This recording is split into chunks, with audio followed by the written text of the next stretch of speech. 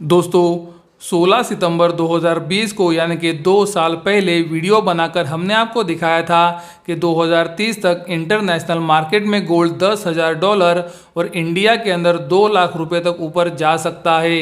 हमने आपको वो वीडियो के अंदर इसके लिए बहुत सारे रीजंस भी बताए थे। उसमें से सबसे महत्वपूर्ण रीज़न हमने आपको बताया था गोल्ड स्टैंडर्ड का। दोस्तों हमने वो वीडियो के अंदर आपको गोल्ड स्टैंडर्ड की वजह से हमें क्यों लगता है कि गोल्ड इंटरनेशनल मार्केट में $10,000 और इंडिया के अंदर 2 लाख रुपए तक ऊपर क्यों आ सकता है। चलो अब हम सुन लेते हैं कि वो वीडियो के अंदर हमने आपको गोल्ड स्टैंडर्ड के बारे में क्या बताया था। आप सोच रहे होंगे कि 2 साल पहले के वीडियो की क्लिप अब हम आपको क्यों सुना रहे हैं। तो दोस्तों वीडियो के अंदर आपको आगे जाकर पता चलेगा कि हम आपको ये क्लिप क्यों सुना रहे हैं। तो चलो एक बार सुन लेते हैं 16 सितंबर 2020 के वो वीडियो के अंदर गोल्ड स्टैंडर्ड के बारे में हमने आपको क्या बताया था। दूसरा रीज़न जानने के लिए हमें थोड़ा सा अमेरिकन हिस्ट्री के अंदर जाना होगा। दोस्तों जब अमेरिका स्वतंत्र हुआ तो उन्होंने उनकी इकोनॉमी के अंदर गोल्ड स्टैंडर्ड का इस्तेमाल किया। इसका मतलब ये है दोस्तों कि जब भी गवर्नमेंट कोई नोट्स या फिर करेंसी या सिक्योरिटी को इशू करती थी तो वो गोल्ड से बैक रहती थी, यानी कि सपोर्टेड रहती थी। ये वैसे ही है, अगर आपको गोल्ड लोन चाहिए तो आपको बैंक के पास गोल्ड को गिरवी रखना पड़ता है, और अगर आप गोल्ड लोन नहीं चुका पाते तो बैंक आपका गोल्ड बेचकर पैसा वसूल करती है। इसका मतलब ये है दोस्तों, गवर्नमेंट ने जो आपको नोट्स या फिर करेंसी दी है उसका पैसा अगर गवर्नमेंट नहीं चुका पाती तो गवर्नमेंट वो सिक्योरिटी और नोट्स को जिस गोल्ड से सिक्योर किया है वो गोल्ड को बेचेगी और आपका पैसा चुकाएगी। 1934 के अंदर अमेरिका के राष्ट्रपति ने एक नया कायदा लाया, गोल्ड रिजर्व एक्ट 1934 का, जिसके हिसाब से उनके सभी नागरिकों को उनके पास जितना भी सोना था वो सब गवर्नमेंट को देना पड़ा, और उन्होंने ये सोना $20 के ऊपर खरीदा। $20 के ऊपर सभी नागरिकों का सोना खरीदने के बाद उनके राष्ट्रपति ने सोने का भाव $35 के ऊपर तय किया। इसकी वजह से दोस्तों क्या हुआ कि सोने का प्राइस 70% एक ही समय के अंदर बढ़ गया। ये एक्ट की वजह से अमेरिकन गवर्नमेंट के पास गोल्ड का भंडार बढ़ गया, और उन्होंने जब ये गोल्ड की कीमत $35 तक बढ़ाई तो इसका वैल्यू भी बढ़ गया, जिसकी वजह से अमेरिकन गवर्नमेंट और पैसा छाप पाई और इकोनॉमी के अंदर ये पैसा डाल पाई, जिसकी वजह से 1929 के अंदर जो बड़ा रिसेशन यानी कि मंदी आई थी उससे अमेरिका को बाहर निकलने में मदद हुई। लेकिन दोस्तों 1971 के अंदर अमेरिका के नए राष्ट्रपति ने ये गोल्ड स्टैंडर्ड को निकाल दिया और फेडरल रिजर्व यानी कि अमेरिकन सेंट्रल बैंक को परमिशन दी कि वो जितना चाहे पैसा छाप सकती है, और अभी गोल्ड की बैकिंग की यानी कि सपोर्ट की कोई भी ज़रूरत नहीं है। अभी जो आप वीडियो के अंदर देख रहे हो वो डॉलर का 50 साल का चार्ट है, और आप क्लियरली देख सकते हो 1971 के अंदर गोल्ड स्टैंडर्ड को निकालने के बाद से डॉलर सिर्फ कमजोरी हुआ है। यानी कि दोस्तों अभी आप गोल्ड स्टैंडर्ड का महत्व समझ सकते हो। 1945 के अंदर जब सेकेंड वर्ल्ड वॉर चालू हुआ था तब अमेरिका का डेट टू जीडीपी रेशो दोस्तों 120% तक पहुंच गया था। और दोस्तों अभी तो कोई भी वॉर नहीं चल रहा है और अमेरिका का डेट टू जीडीपी रेशो 136% पे 2020 के सेकंड क्वार्टर में पहुंच चुका है। यानी कि 70 सालों में पहली बार अमेरिका का डेट टू जीडीपी रेशो बहुत ज़्यादा बढ़ चुका है। 1945 के अंदर जब अमेरिका का डेट टू जीडीपी रेशो 120% पे पहुंच गया था, वो समय पे अमेरिकन गवर्नमेंट जो भी डेट इशू करती थी उसको गोल्ड का सपोर्ट था। लेकिन 1971 के अंदर गोल्ड स्टैंडर्ड को निकालने के बाद से अमेरिकन गवर्नमेंट ने अभी जितना भी डेट इशू किया है उसको सिर्फ अमेरिकन गवर्नमेंट का सपोर्ट है और गोल्ड का कोई भी सपोर्ट नहीं है। तो दोस्तों सोचो, अगर अमेरिकन गवर्नमेंट डिफॉल्ट करती है तो ये इतनी लाइबिलिटीज कौन पे करेगा।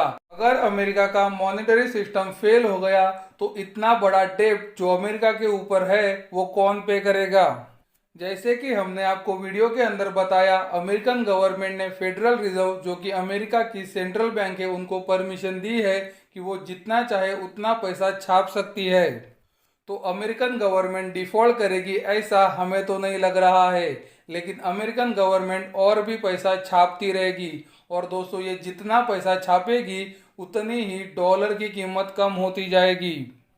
6 महीने पहले यानी कि मार्च के अंदर अमेरिकन फेडरल रिजर्व का बैलेंस शीट दोस्तों $4 ट्रिलियन का था, यानी कि $4 ट्रिलियन का अमेरिकन फेडरल रिजर्व के ऊपर डेब्ट था। और पिछले 6 महीनों के अंदर इन्होंने $3 ट्रिलियन छापे हैं दोस्तों। उसकी वजह से फेडरल रिजर्व के बैलेंस शीट के ऊपर डेब्ट 60 ट्रिलियन हो चुका है, यानी कि 6 महीने के अंदर उनका डेब्ट डबल हो चुका है। आने वाले समय में और ये जितना पैसा छापेंगे उतना डॉलर का कीमत कम होते जाएगा, क्योंकि दोस्तों डॉलर का सप्लाई जितना बढ़ेगा उतना उसका वैल्यू कम होगा। अभी जो आप वीडियो के अंदर देख रहे हो वो मैरमिकन कैपिटल एलएलसी की रिसर्च रिपोर्ट है, जो अप्रैल 2020 के अंदर पब्लिश हुई थी। उन्होंने जब ये रिपोर्ट पब्लिश की थी तो अमेरिकन फेडरल रिजर्व के ऊपर $6.1 ट्रिलियन का कर्जा था। तो दोस्तों, उन्होंने उनकी रिपोर्ट के अंदर कहा था कि अमेरिका का हिस्टोरिकल गोल्ड का स्टैंडर्ड 54% रहा है। तो उस हिसाब से गोल्ड की कीमतों को 12,500 तक ऊपर आना पड़ेगा फेडरल रिजर्व की लाइबिलिटी को सपोर्ट करने के लिए। तो दोस्तों, ये दूसरा रीज़न है जिसकी वजह से हमें लगता है कि गोल्ड की कीमतें $10,000 के आसपास आ सकती है अगले 10 सालों में। तो दोस्तों, जैसे कि आपने अभी वीडियो के अंदर देखा कि हमने 16 सितंबर 2020 को आपको वीडियो बनाकर बताया था कि अगर अमेरिका आने वाले सालों में गोल्ड स्टैंडर्ड के ऊपर वापस जाता है तो गोल्ड की कीमतों को अभी बहुत ऊपर जाना पड़ेगा, क्योंकि अमेरिका का डेब्ट बहुत ज़्यादा बढ़ चुका है। 3 दिसंबर 2022 को यानी कि 6 दिन पहले ही अमेरिका के कांग्रेसमैन एलेक्स ने उनके हाउस के अंदर यानी कि संसद के अंदर ये प्रस्ताव रखा कि अमेरिका को फिर से एक बार गोल्ड स्टैंडर्ड के ऊपर जाना चाहिए। दोस्तों, उनके ट्विटर हैंडल के ऊपर ये मैसेज को आप क्लियरली देख सकते हो। उसी तरह से चलो हम आपको उनका वीडियो क्लिप भी सुनाते हैं, जहां पर उन्होंने क्लियरली बताया है कि अमेरिका को फिर से एक बार गोल्ड स्टैंडर्ड के ऊपर जाना चाहिए। Madam Speaker, the United States is facing an inflation and debt crisis not seen in over 40 years. West Virginians have seen the value of their savings erode before their very eyes because of reckless tax and spend policies. We know who's responsible for the current inflation crisis, but what in our country's history has allowed us to get to this point? The answer can actually be traced back to 1971, when President Nixon took the United States off the gold standard. The gold standard means tying the dollar directly to the value of gold. Under the gold standard, any American would be able to trade their dollars for a fixed amount of gold. By linking the dollar to the value of gold, the money supply could only be increased if the supply of gold increases.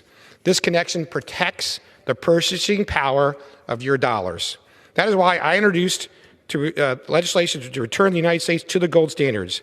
Had we been on the gold standard or some other fixed standard, we'd not be in the inflation crisis we're in today.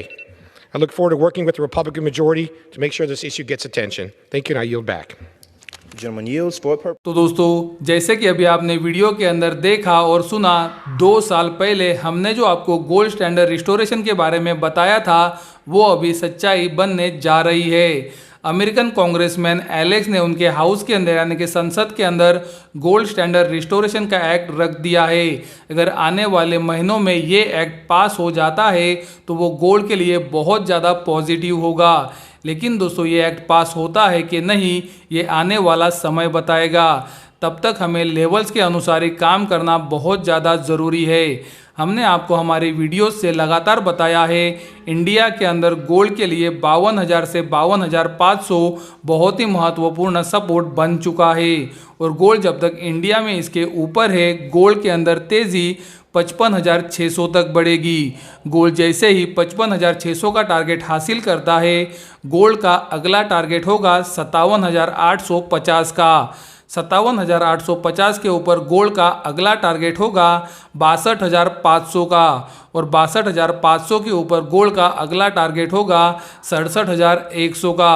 तो दोस्तों ये video का सारांश ये है कि 2 साल पहले हमने आपको क्लियरली बताया था कि अमेरिका अगर गोल्ड स्टैंडर्ड के ऊपर वापस जाती है तो गोल्ड की कीमतों को यहाँ से बहुत ऊपर जाना पड़ेगा।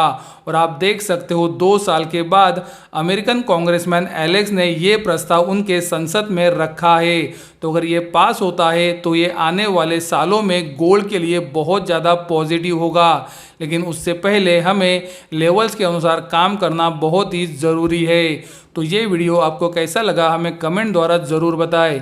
अगर वीडियो पसंद आता है तो वीडियो को ज़रूर लाइक करें, चैनल को सब्सक्राइब करें और वीडियो को अपने दोस्तों और पहचान वालों के साथ शेयर करना ना भूलें, ताकि ये जानकारी आपके साथ उनको भी पता चल सके। वीडियो देखने के लिए धन्यवाद। Thank you.